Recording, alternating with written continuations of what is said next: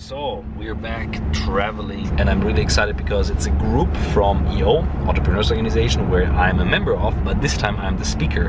And this crowd, if you're part of EO, is the most demanding crowd if you're a speaker. It's really challenging. So I'm quite nervous. I actually didn't sleep the last night, although it's my topic. The topic is leading virtual teams.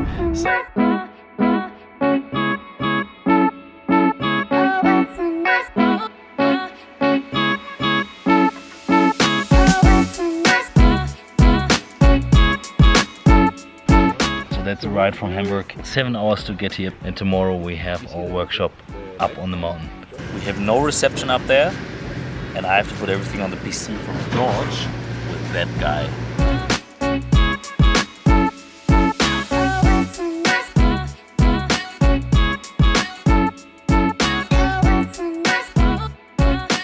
My company implements collaboration tools. Blackboard is completely virtual. My former company, we're based in Berlin, Frankfurt, Hamburg, so everything virtual. So let's start with the challenges. I'm not talking about scheduling, finding the right time zone. This is all small, minor stuff. The number one challenge that I see with leading virtual teams is ego. So ego is also a hidden agenda. It's a lot of complaining about small, minor details. This is not working, how do we do this? But we do that all the time, and this has to do with ego and taking things personal. Number two, discipline. I give you an example. You are in a Zoom call. You are there 10 minutes earlier and prepared with good lighting, not the camera facing your nose, yeah? Good audio quality. We shortened the board meetings from, Lütze, how long were they when we started? When I was president, they were 2 or 3 hours. And we shortened them down to like 1 hour, 20 minutes. Keep that in mind. Become a little bit the German when it comes to leading virtual teams. We need at least one connection in person to establish a virtual relationship afterwards. If you think you can manage them completely virtual all year long and you will never meet them, forget it. And this has to do with discipline. It takes a lot of work and effort to do that. Number three, when we talk about leadership, we talk about the vision, about the goals. And I learned a lot from you, Warren. I have my top 100 list ready right after GLA. I love that. I work with that. But what works on a more emotional level, even if people don't want to hear that, is a shared enemy. Just take something that makes it more challenging, where you can say, okay, this is something we can work on together. And it's far easier on a virtual team to have a shared enemy than a shared goal. Number four, and that's the hardest one, is mutual knowledge. That's what I see in every meeting on an emotional level. People assume what I think. Never ever make assumptions in virtual teams. Never ever make assumptions. Never take it personal, that's the ego part. And mutual knowledge, never make assumptions. You don't know if they don't know.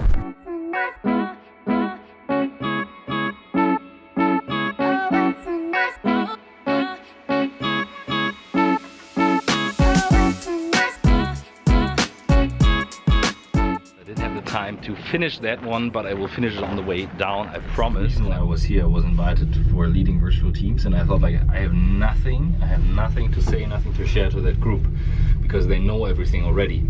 And they gave me the feedback that helped them a lot, although it was something very, very small.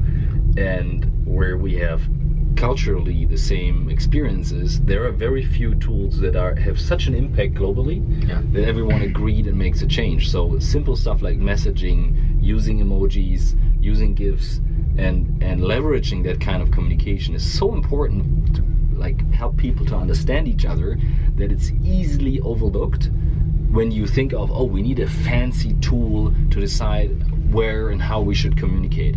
I think this is my biggest takeaway, not always to think of a fancy tool, but first to look, how do people communicate? 12,000 entrepreneurs in that group. So first maybe look, what are they using already?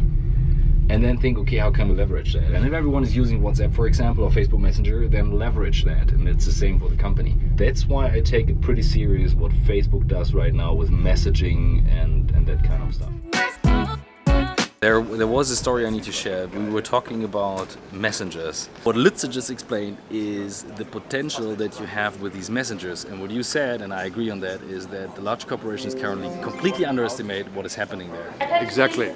So we have right now a situation where we are at the brink of a massive revolution.